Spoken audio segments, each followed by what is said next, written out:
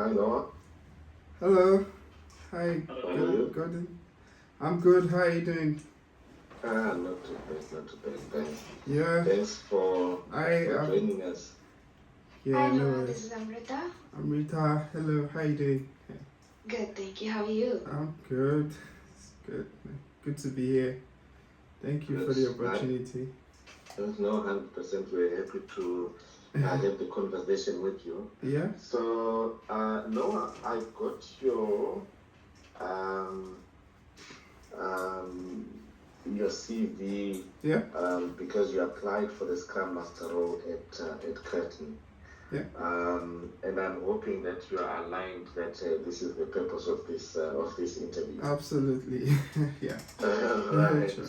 Okay, cool. Yeah. So we have about an hour to go through the interview. Sure. In terms of the panel, I'm Gordon Doro and the stream lead for the solutions and experiences space within the IT organization of Curtin. So this role will be reporting to me and working with one of the two teams that we have in that space. On the panel is also Aparna. Sorry. What am I thinking of Aparna? We have Amrita, who is a product owner in our space. Yeah. And we also have Ivan, who is a lead developer in this space as well. Absolutely. So I mean, like I've already mentioned, this role is a Scrum Master for one of two teams that we have in the space. And the way that we've structured the interview, we have a first part where we'll hear from you. We'll talk about some technical Scrum Master stuff. Yeah. And then the second part is more around behavioral / alignment to Curtin values. Yeah. And then right at the end, we're going to give you an opportunity to ask questions.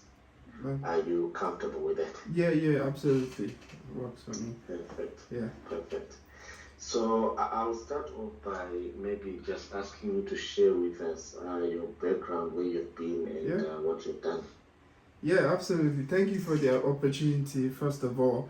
My name is Noah Oloja. I'm an Agile coach, Scrum Master. I wear different hats basically. I also work, I've had experience as a business analyst, product owner, even QA engineer. I started my career as a software tester, and basically I would be responsible for reviewing requirement documents and then coming up with test cases and testing applications, providing reports. That was how I started my career, and then I transitioned to business analysis, a role that I really thrived in. So basically I was working with an organization that was focused on business process automation. So basically what we do is to analyze processes of business partners such as financial institutions, insurance companies, telecommunication companies. So we try to help them find efficiencies, remove value adding processes by automating in some cases, and then just trying to improve their efficiency overall. So that was a consultancy company, and I was BA on different projects, worked with different banks, and that was really successful. One of those processes, I'll give you an example, was an account opening process. I think we're all familiar with the process where customers initially have to come to the bank to fill forms, and then before all the rigorous internal process to actually get the account functioning for the customer. And that has a lot of challenges, queues in the bank, inefficient processing, and it takes time really for the account to get function. At that time we went there, we tried to automate the process by allowing customers fill forms from the comfort of their own, and then just come to the bank to validate, like use their means of identification. That was really good at the time. I'm talking about like 5 years ago. Really added a lot of value to the organization that I worked on that initiative with, and then so many other processes, but that was just an example. And then I transitioned to another company where a much bigger company, it's a Pan-African company, has different branches in Germany, Uganda, Kenya. They really want to make payments seamless for Africans, of course. So I was managing distributed teams on that effort. So we were creating financial solutions, trying to bridge gap, because the way Africa is, or Nigeria, where I'm from, there are places where banks cannot actually afford to have bank branches, rural areas that it's even difficult to get there. So basically, we try to use technology to bridge that gap and provide financial services for people living there. So we created financial solution agency banking applications that can allow people actually perform basic transactions like their fund transfer, pay for utilities and services, and then we built support portals to also support queries and complaints based on and their experience. So we really transformed and deepened financial inclusion in Nigeria, and we took that to other parts of Africa. So that was really good. So yeah, I worked in that organization for 4 years on different initiatives, but the one I just talked about was the one closest to me, because we actually built a whole platform, and I was the only Scrum Master driving development effort, managing 4 Scrum teams of developers, testers, product owner, collaboration, and other stakeholders in the organization. So I left the company when I relocated actually to the UK, and then I was working with HP remotely on a contract basis. So basically, I was working as a Scrum Master and product owner. I built up, because it was a new team at the time. HP wanted to have a team dedicated in Africa to actually cater to some of their customers. We were tasked to build some unique services and machines and laptop for customer segment who have specific needs, on budget at particular time. So I had to build up the teams of developers, DevOps, engineers, testers, and then we were able to work on those efforts for like 8 months. And I finished off the project in December. So that's when I started applying for new roles. Yeah. I moved to Australia in September actually, so I'm pretty new here. And yeah, although I have a contract job, I'm currently working with Tally Group. It's an energy solution provider company. I work as a Scrum Master. That's the contract role. And that's why I applied. I saw the role. I think that I have skills to actually add value. I see that you do a bit of educational stuff. I also have a non-profit where I help people transition and make meaningful careers in tech, be it software testing. A company I take pride in, because I single-handedly built all the components. I learned how to build a website. I tested. I was doing many things. Learned how to design stuff just to put the word out there, design flyers and all of that. So I'm really passionate about adding value anywhere I find myself. So yeah, I think I've said too much, but yeah, that's an overview about me. Yeah. No, thank you very much. It gives a good sense of where you've been and what you've been doing. Yeah. I'll hand over to Ivan and then Akana. So I'm Rita. Oh my God, I think we need to talk. we do need to talk. I'm Rita. I've been meaning You are head over heels. I know. I've been meaning to talk to you the whole day, and that's why I keep bringing up it. Oh my. Sorry. Question. Okay. So next question is from what you know about the position at the university. Could you explain in a brief what skills and experience and passions of yours will help you succeed in this role? Yeah, to be honest, so I applied through an agency, right? So they only sent me the client, you in this case, very late, but I had a look on your website about what you do, and I think I don't know how you're structured. You gave a brief actually, but I don't know the composition of the team.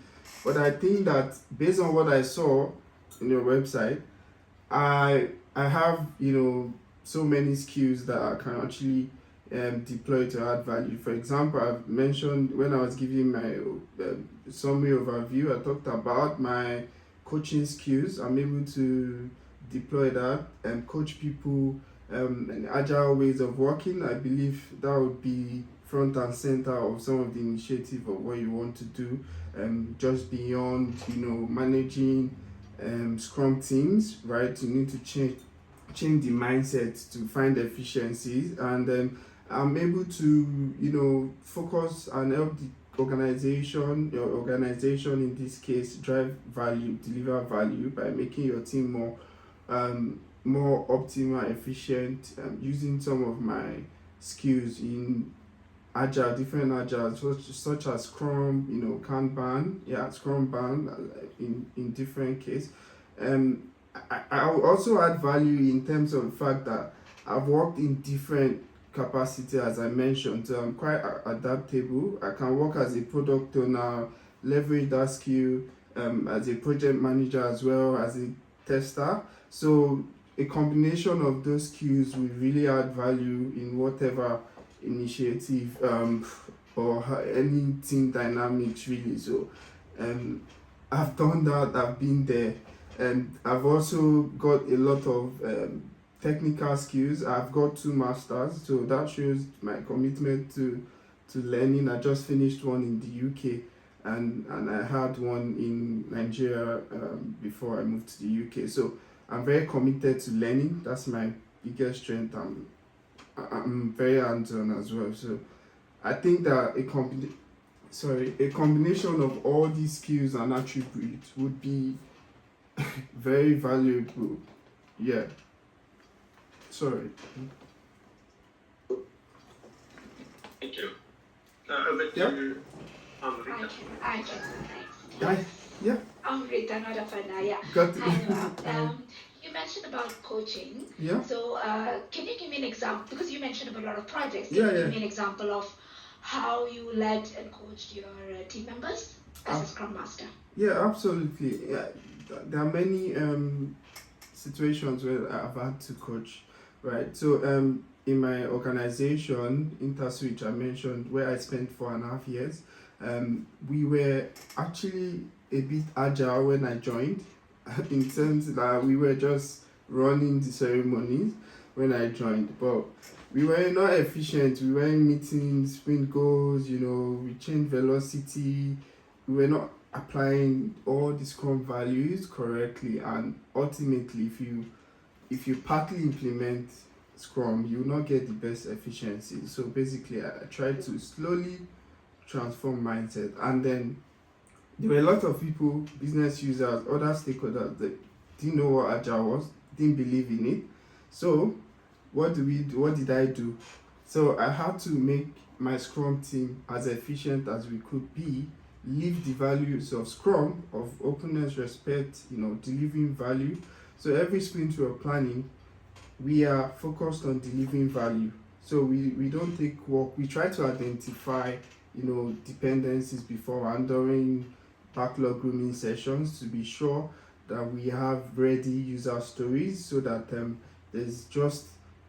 there's minor disruption during the sprint, and so my approach was to ensure that the team actually were delivering value, and when that started to happen, the business became closer to the team, and then we could cascade all the agility and why it's important to them, the message was better, received. So I then tried to scale Agile. So because I'm also a safe certified Agile practitioner, so we scaled Agile to the business. So we were using all the concept of safe Agile, program increments where we plan work, because then the business was now growing, and then we had different multiple streams of work. So we organized the Scrum team along value lines, and then we would have a PI planning session to align our objectives, so that we can all drive at the same product vision, and improve the business agility. So yeah, in my role in HP, because it was a new team which I was part of, the key people forming the team, identifying the resource needs and who needed to be the team, the dynamics of the team. Once they were around, or once we had the team at our disposal, I needed to coach them. Many of them they've never worked in an Agile setting, so I needed to coach them on Agile ways of working, and it's even as simple as daily stand up and why it's important was was very strange to some of them. So I had to coach them on why it's important. It's used to inspect our progress towards the sprint goal, and all these things, all this messaging was very effective in making the team very productive. So I try to explain the value in all the ceremonies, how we should approach work, how we should identify dependencies between teams before we start the sprint, the importance of sprint review, the mindset of an Agile team, our team charter, ways of working, respect, growth mindset, all of those things put together. And beyond, I don't work with them now, but they've taken all those things, all those knowledge that I have instilled with them. They are my friends, they message me, they've taken it to their different organization. So beyond that, I'm also, like as I mentioned, an Agile coach. I train prospective Agile Scrum Master on Agile, Scrum, business analysis, people that are trying to transition into tech. So I've conducted many trainings that are on YouTube as well. So I think I've been able to, so.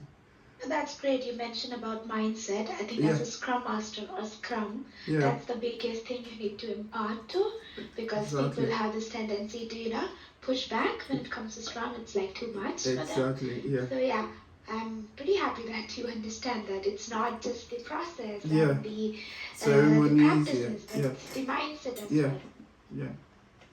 Beautiful. Cool. Thanks, Noah. So, if you can share with us, some of the retrospective techniques that you have applied with your team. So it's pretty simple. The focus of it, like I mentioned earlier, all the ceremonies are very focused. Now, after the sprint review, we end the sprint with the sprint retrospective meeting. The focus is we try to answer 3 questions with purpose and precision.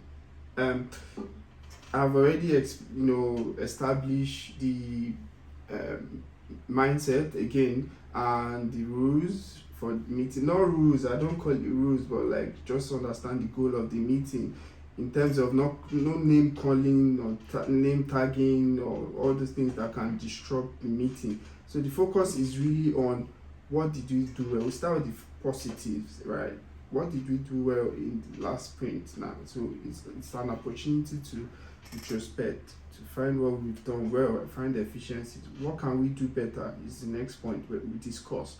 And then we try to be open, again, Agile value, we try to be open and transparent, give everybody a voice. That's an opportunity to talk, about things that are not working for us, right? And then the last question is, areas of improvement that any that we need to discuss. So basically, we go through, everybody, like I said, have that opportunity to answer those questions. I encourage them. Sometimes I'm like, yeah, as the previous person said, but I try to encourage them, ease them, create that environment of psychological safety where people are open and they feel like they're respected and they can be heard. So many times they open up and talk about it, especially new things where they are still like, I don't know what's happening. So I get all those feedback, document them, and then we look through things we need to improve, things that we can improve immediately, improve things that are not working, that didn't go well. We try to discuss why didn't this go, what can we do better to avoid in the next sprint. So that's really the focus. Thank you. Thank you. Okay, so the next question is, we work in an environment where we have planned and unplanned work, in other words, support work, project work and support work. So the planned work is generally, it has deadlines, right? So, and the support work is ad hoc, and sometimes there's more urgency, sometimes less urgency. How would you approach this as a Scrum Master for a team that is responsible for that? Yeah, so I've been in an organization where it's very chaotic. There are production issues, and then we have our sprint go already. We have our sprint running, but production is always priority. So we need to get on that and resolve. The best way is through close collaboration with the product owner, right? So we have close understanding to make sure that the flow of work is understood. So because sometimes in some organization, these production issues are assigned by different people, even to the developers, and then that causes a lot of disruptions, and ultimately we don't meet sprint goal. So we need to make the Scrum team focus. How do we do that? We make sure that that's where coaching comes into play and defining process. The operations team, or the source of the issue or the unplanned work in this case, we need to identify and sensitize them on how to log it or who to speak to when they have this issue. So it might be product owner or Scrum Master. We have that agreement. When it comes, we have discussion.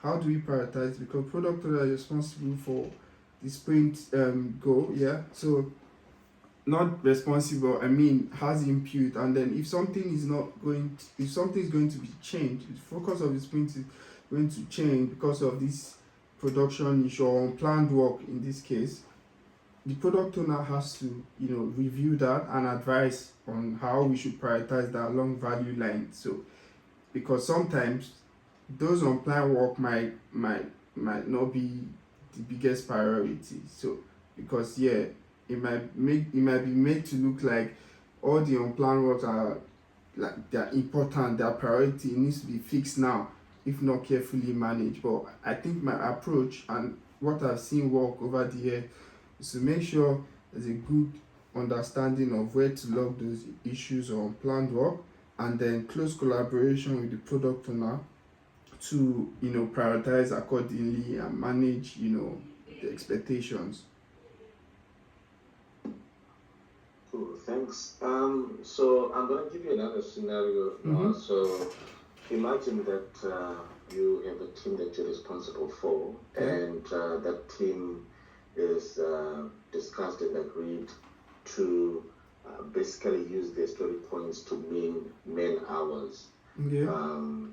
Right. So what do you think about that agreement? Well, so there's no hard and fast rule, I would say. It must be a reason why.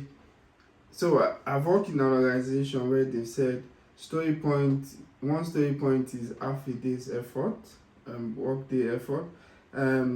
I've questioned that, like when you have, because I like to use subtaxing. So what that means is if there's a story, I want to use subtasks to manage the different the different stakeholder I work on. So for example, dev effort, testing effort, any other, maybe DevOps have or BA or product owner have any input on that. Subtasking has been very useful for me. So I like to use that, and then the aggregation of those subtasks will give me the actual story point for the user story. In terms of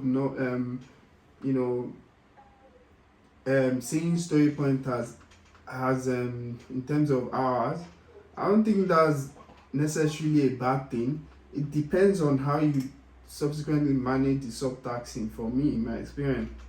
So if you say here our working arrangement is 2 hours worth of work means 1 story point, for example, we all have that agreement. That's the most important thing. 2 hours means 1 story point. When we're estimating, we go by that. But what is important is, if we take a story and there's dev work required, there's testing work required, DevOps need to do something, right? We need to segment those, we need to create those subtasks and then put the associated users. That's how we can actually measure how we are faring here. Instead of just put the story and lump everything together and then we don't know who's doing what at what time. So thanks for that. Yeah. I got it. Yeah, you got Now, Noah, you mentioned about interacting with product owners. I've got 2 questions here. Yeah. One is, on a daily basis, how do you interact with product owners? Like, what do you do? Like, yeah, how do you basically interact with PO? So, for me, we have established cadence. For example, we have when we would have every week. We have when we have backlog grooming or refinement session, right? And we have sprint planning session. Depends on the cadence of the team. I prefer 2 weeks for many reasons. I'll go that another if I need to, but I prefer 2 week sprint, right? And then so we have a backlog grooming every week, sprint planning meeting every other week, every fortnight, and then we have, of course, consequently, sprint reviews every 2 weeks, and then sprint retrospective every 2 weeks. Those ceremonies, daily stand up every day. I expect, through collaboration, conversation, product owner, in all those ceremonies standard, right? Because of course there might be clarification that we need product owner input to, maybe for provide more clarity on user story picked or anything like that. In terms of backlog grooming, which is the most important event that I really need product owner to be engaged, because in that backlog refinement session we'll be discussing the stories, readiness for the sprint, and then going through clarifying all those user stories for development, for developer or development team. So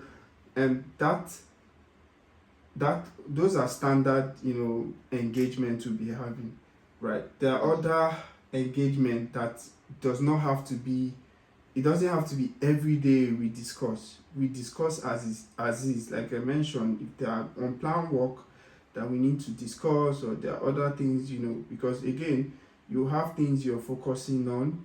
I would have my team as well, and that I will be closely focusing on and seeing how they are progressing. So it doesn't mean every morning we check in and have discussion unnecessarily. We discuss on ongoing basis based on and reacting to situations. Yeah. So, but in those daily stand-up and other ceremony I mentioned earlier, standard, we have to discuss and help the team, provide clarification and remove dependencies as the case may be. Okay. And in terms of coaching, do you suggest any specific coachings for product owners? Yeah, so if we are implementing Scrum, assuming hypothetically we are using the Scrum framework, and of course, I have to observe product owner. I can't just walk in to the organization and first week I'm saying you need training, product owner, you need training. Yeah, so I would observe and see if I feel and get that okay, this product owner is not agile enough or does not understand the whole concept of Scrum. I'm able to actually coach, not like I'm going to say, oh yeah, I need to coach you. I would have conversation, build rapport, and then try to explain, like I mentioned earlier, the importance of everything Scrum in terms of the event, the artifacts, their role, the line of engagement. For example, if a product owner during daily stand-up turns the daily Scrum meeting to a status meeting, for example, keeping everybody waiting on all of questions, then definitely the product owner does not really understand the role, his or her role in that team. So basically I have to call the product owner aside and try to explain in a nice way so that the message filters through. Yeah, so yeah, it's about tact and discretion. So it's not going to be confrontational, like, hey, yeah, you need a training, we need to send you on training and all of that. So yeah. Beautiful. Yeah. Next question is, what ceremonies do you believe are the most important? Maybe if you have to pick two. Are the most important? That's a tricky question. I think. So think of it this way: the ones that have the most impact for you, it's important for that reason. Yeah. I think because I'm an agilist, it's actually very difficult. Because I'll say why. Backup grooming is very important because it sets the pace and the tone for your sprint. Like I mentioned, you clarify every user story. Not every user story, prepare enough user story to be ready for the sprint, clarify dependency, anticipate risk and dependencies, right? Daily stand-up, you need that for constant collaboration and inspecting your risk every day, see how the work is progressing towards sprint goal. Your sprint planning meeting, you can't start the sprint without planning, so it's very important as well. And then sprint review is actually an opportunity where to allow the stakeholders, the external stakeholders that are probably not close to the work, to see, because we then showcase what we've achieved during the sprint. So it's very important as well. And then sprint retrospective gives us the opportunity to actually inspect how we are doing as a team, like inspecting and adapting. So I cannot unfortunately choose two events. They are all important, like for different reasons they are important. So I can choose 5, but I can't choose 2, unfortunately. But what's your favorite ones? Let's go with that. Yeah, the five are my favorites. All are your favorites? Yeah, all are my favorite. Actually, all are my favorite because I like to also shine. Like, sprint review gives me that opportunity to allow my team, be appreciated. We showcase the good work, right? And then stakeholders give us feedback. Sprint retrospect, as I mentioned, we check inefficiencies and try to improve.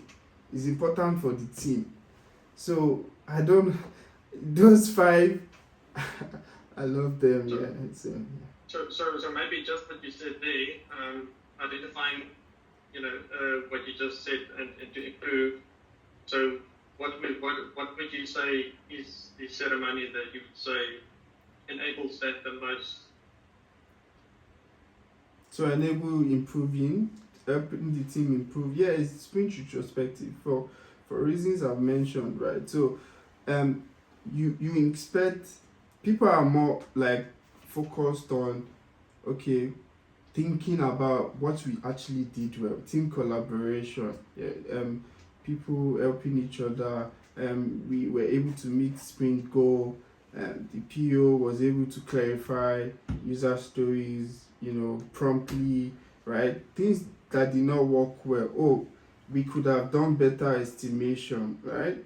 We could have identified dependencies, better during planning, during backlog refinement. So it gives you that clear focus. You're focusing on finding what has worked well, what did not work well, and then once you document that, it's conscious in your, like it brings that to your consciousness that okay, this next sprint, which will happen very soon, this thing we discussed during the last retrospective should not happen. So when we are not estimating as when we are not estimating well, yeah, we would be able to, and we are calling that out. It's the team understand why we are calling it out, right? So sprint retrospective is very key, and then I would say it's the best that will help the team actually improve. Okay, thanks. So describe for me a time when you had a conflict or disagreement with a team member, and I want to know how, what you did to resolve that disagreement or that conflict. Yeah, I'll describe my role in InterSwitch. I was younger, of course, and I had more hair, and I I think I was too emotional, and I was clashing with the BA because of priorities. Like we were working, like I mentioned, we were working on changing a financial platform basically. So what happened was we had a third party application we were using to drive financial inclusion business, but it was very problematic. It was from a company in Mexico, and we were using it in Nigeria. So time difference for support was huge. So we were using Oracle database. We didn't have enough in-house competence to manage, first level issues. If it's DB issue, we struggle. We need support from Mexico. If an issue happens during the day, for a financial, business, it's very critical, because what happened is we have agents who subscribe to our wallet system to do transactions for the customers, right? Customers, remember I said in the rural area, they don't have access to banks. So they've gone to the agent to say, I want to withdraw, I need 5,000 naira. For example, we spend naira in Nigeria, 5,000 naira, and then the agent is supposed to collect the cash from them, and supposed to debit their wallet and then give them the physical cash. But for some reason, the transaction is pending and is not successful. They can't part with cash. The customer is furious, angry, because they need that for medicine or something. So you see, the situation is very bad, and then this is becoming problematic for us as a company that provide that solution. We don't get support quickly. Customers are frustrated. Agents are getting beaten, or so we needed to build a new system. So we were clashing on priorities, like what should we do first. I can't remember the old details, but it was on priority. But how did I thought, yeah, at that point I was too emotional about the whole system because of what was happening at the time, and I didn't want to fail, so I was protecting my team. Because what happened was, she would just come up with requirement and then go straight to the developer. We planned work, we were trying to achieve certain objectives. She goes to the developer, disrupt them. They would speak to me like, yeah, there's this person, I can't mention that, there's this person bringing new work, we're in the middle of work, context switching, all of these issues is happening. It's not happening in a coordinated way. So at the time, we would I'll talk about it, it will happen again. Sometimes production issues straight to the developer, no conversation, all of that. So I had to speak to my manager to help us, have that conversation, because again, she was also like me. I think we also we were clashing personality wise. Yeah, so my manager was able to step in, and we went for, because I think she was more from a traditional command and control experience. Like our previous experience was just traditional way of working, where you just assign work to developer, so you don't really understand the agile ways of working. So we had to go through that process. My manager tried to manage her to get some training on how to function in Scrum team and all of that. So yeah, and then I took some training on emotional intelligence as well. So I've improved from there. But that was a really, it was a big learning curve for me, the face of my career. So it's like 4 years ago, but I've grown. In terms of other conflicts, right? I'm not Jesus. Like I don't, I don't. I can't remember the last time I actually had a conflict with my team member. To be honest, like my recent experience, I don't have conflict. But not to say it doesn't happen in the team. But because of my role, I think I try to resolve more conflict and get into conflict with people. Hundreds. Yeah. Hundreds, not. Thanks, Noah.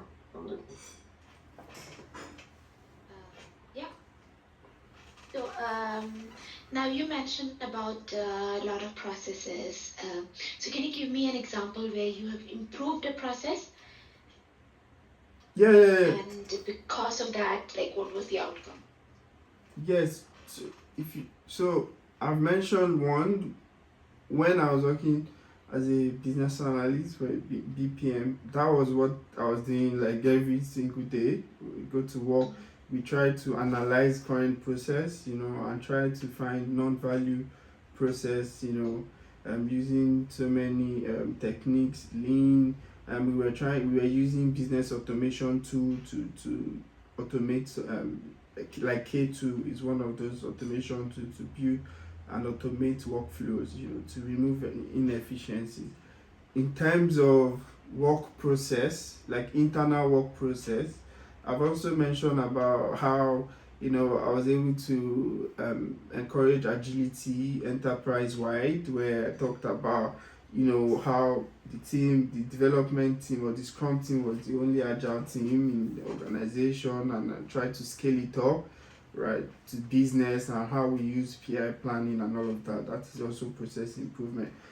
Other processes like how issues are also manage production issues. In this case, I've explained how critical, especially for some business like financial business, very critical and volatile, and to manage those production issues, I had to use some features of Jira Service Decks to create workflows, in collaboration with some Jira guys in my organization, to create workflows to manage production issues, from customer care to operations, to do first level support, second level support, and then before it comes to development team, and then product owner can actually have a look and see if it should be prioritized, if it's low level, if it's high level, where it stands in the backlog, and before we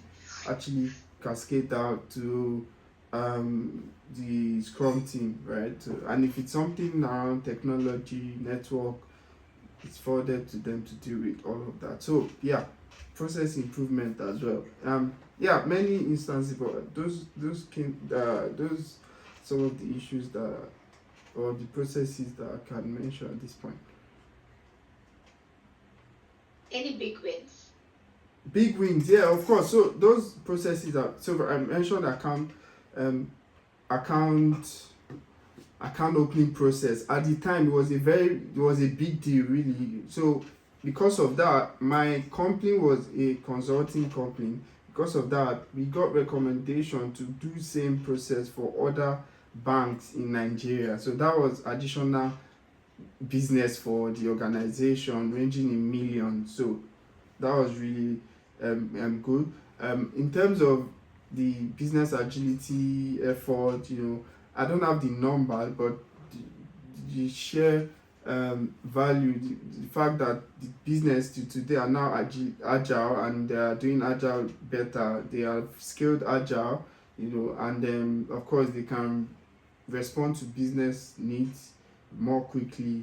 Everybody has the mindset, we do program PI planning and all of that to calibrate our idea, to have that cohesion, and as a business there's a shared vision. That is that I can't put a value on that. I've not done any analysis on how much that would mean, but you can imagine what that would mean for the business here. In terms of the third one I talked about, the workflow management, that helped to manage the different sources of issues that I mentioned that can actually affect the team, in terms of context switching, in terms of missing, or not being efficient as a team morale, because different people are assigning jobs or issues to them and they can't really focus on what they need to do. So so that's my response on that. Beautiful. Yeah.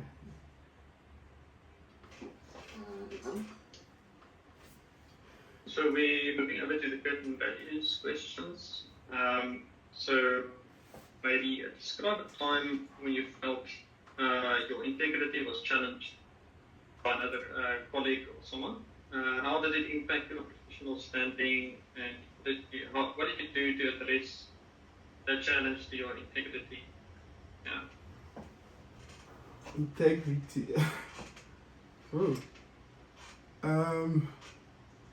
I think I'll just link it back to the example I gave my colleague, where I don't think it's a matter of integrity. It was just a conflict of, it's not conflict, definitely.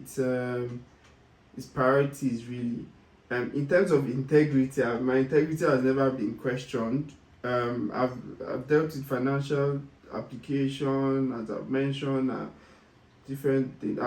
My integrity has never been questioned, so I don't really have a situation to give in that, but maybe something else, but not integrity. Yeah, I would maybe give you an example of what you can maybe do. You can, let's say it was in a hypothetical scenario. How would you approach a scenario like that? Like, let's say somebody is thinking, well, you're not doing the correct kind of things in your job, like maybe you don't understand maybe how to approach the scenario. So is it integrity in terms of what integrity is, or inefficiency, or somebody is saying I'm not efficient in my role? I'm just trying to understand the scenario. Is it like integrity or efficiency? Yeah, it's for integrity. But okay, so let's make it even simpler. Let's say somebody is thinking you're not honest, even. You're lying or misleading. So how would you approach that scenario? Yeah, I mean, there must be, for me, I think there will be evidence to suggest that I'm not being honest. I think if somebody just accused me, wrongly, to say you're not being honest, I'll be asking, what's the evidence to suggest that? I'll be asking for evidence. Like, so let's have a discussion. Where are you finding me wanting? What have I done for you to have that perception? Did you hear something, or did I do something on my? So I'll question the judgment, right? And then try to have of course, in a nice way. But of course, if somebody comes and say you're not being honest, I need to know why they have that assertion about me, and I try to resolve things from the root. In anything, really, root cause is important. You need to find out why. I don't know why, so I need to know why person has that kind of impression. So once I know, and then I try to deal with it, find out, but definitely, that, like I said, I've never been in that situation, but if somebody is asking me or questioning my integrity, I'll be finding out why, and then presenting my defense, Thanks for that. So the final question from my side is again a values question, and linking back to Curtin values. So we have a value of respect, and the way that we define it within Curtin is, to listen and to acknowledge the views of other people. So can you give me an example of how you deal and respond to constructive feedback or criticism? So this is where someone is either, giving you constructive feedback in a positive sense or outright criticizing you for something. Yeah, so yeah, I think a few times I've been questioned different, even by personal like engagement beyond work, say even as simple as my partner saying that I can't, because I pronounce success. I pronounce it as success, and then my partner would get on my back and say it's not success, it's success, and accept at so simple things. Yeah, sometimes it brings like it can be worrying, like to take that feedback, like I've been pronouncing that success, but I just take it on the chin and try to improve, consciously. It's not easy. There are a couple of words that I've struggled to pronounce, and I've never been questioned, maybe because of my environment. That's how most people say it. But then moving to Australia, because my partner has been here longer, and she's like saying it's not success, it's success, it's accepted, it's all these words, and consciously when I'm speaking, I'm trying to like watch it. But yeah, that's one feedback, personal feedback from in terms of work. I've done some reports, right, in the past when my manager would say, "Oh, this is not up to scratch," right? I've improved, and I've taken feedback many times, even with work output. Times where I've been a business analyst, I'm speaking to partners, I've sent an email that might be like angry or stuff, but yeah, as I grew, like I became more emotional intelligent, right? I improved on my professional outlook, and then yeah, that was 4 years ago. Now it's a different. So I've taken feedback along the way. So like I said earlier, I'm the business of continuous improvement. Even with Agile, every 2 weeks we try to retrospect and find efficiencies. In my personal life, I try to do the same, try to be better. Yeah, I'm not going to be perfect, but nobody's perfect anyway, but I try to be better than yesterday. So yeah, that's what I can say. Good. No, thank you so much. No, thanks for taking all this time to share with us, your views around the questions that we had, sharing your story, and I really appreciate that. Thank you. Do you have any questions that you would like to ask me or any one of the guys on the panel? Yeah, you actually did well to, at least explain the team composition. I just want to know more, like, in terms of the team, how are you structured? What do you churn out, like, in terms of product domain? I'm sorry, maybe I should have done more research, but yeah, I didn't get enough information from the recruiter, so like I've been, I'm more than happy to share that. So, like I said, we are part of the IT organization in Curtin. What that basically means is we fall under the command and control of the CIO, being the implementers of tech within the university, or rather the majority of the technology within the university. So within that space, we have different sub-departments. We have a team that is responsible for cybersecurity. We have a team that is responsible for desktop support. We have another team that is responsible for things that you would call infrastructure. And then you have a team that is responsible for delivery of solutions and experiences, what we call the digital solutions and experiences team, which is us. And within that space, we essentially have two teams. One team is responsible for all the integration components that link different systems, either that have been bought within the university or that have been developed within the university. And then another team that is responsible for building applications that engage with end users, what you would otherwise call systems of engagement, whether they are UX kind of applications, whether they are forms, etc. So the team, my portfolio covers both the integration team as well as the team that is building applications of engagement. Some of those applications of engagement, as I would like to call them, standalone applications that they run by themselves. Yes, they might be integrated to other applications, etc. But some of them are sitting on top of base applications for different reasons. So that kind of tech is what we look after.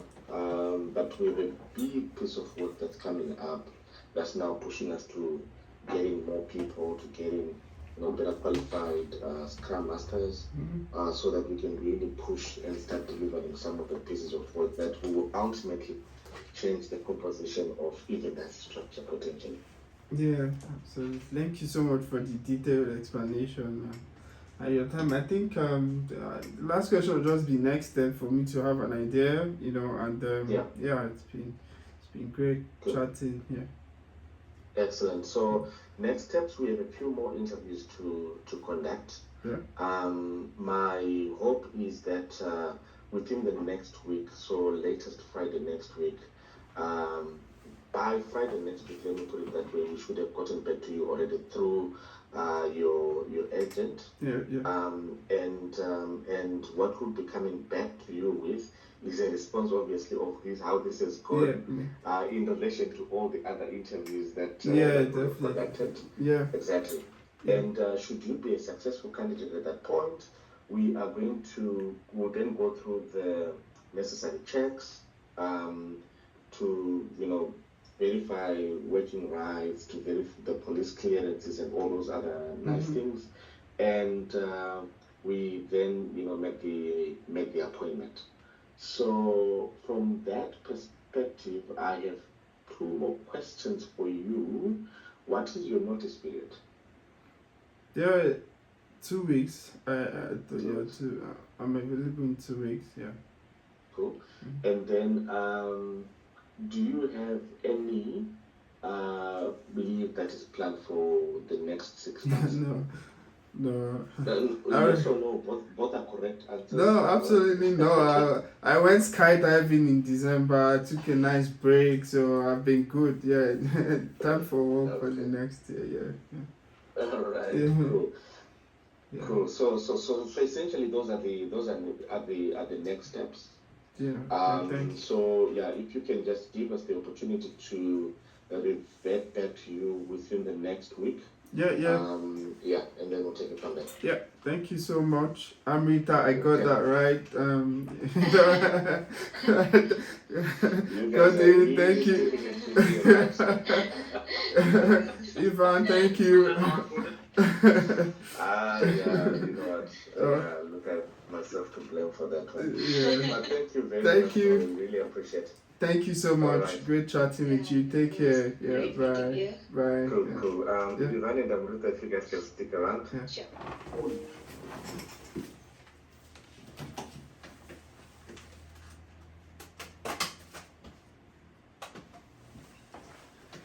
Oh.